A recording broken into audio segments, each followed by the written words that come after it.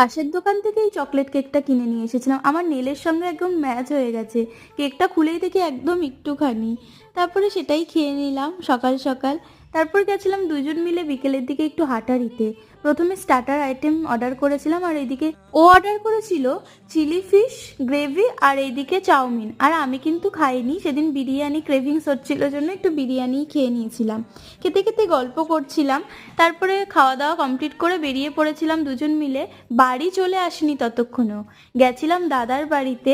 মাঠে একটা সুন্দর বাজি ফাটানোর আয়োজন করা হয়েছিল রাসমেলাতে, সেটাই দেখতে গেছিলাম। প্রত্যেক বছরও হয়, আগের বছর কোনো কারণে বন্ধ ছিল, আগের বছর দেখতে পারিনি। তার আগের বছর আমরা দেখেছিলাম। নানান রকমের বাজি এখানে সেদিন ফাটানো হয়, খুব ভালো লাগে, সকলের মন আনন্দ দেওয়ার জন্য এটা করা হয়। তো তারপরে মেলা থেকে ঘুরে পপকর্ন কিনে বাড়ি চলে এসেছে। আজকের মতো গুড নাইট, সকলকে টাটা।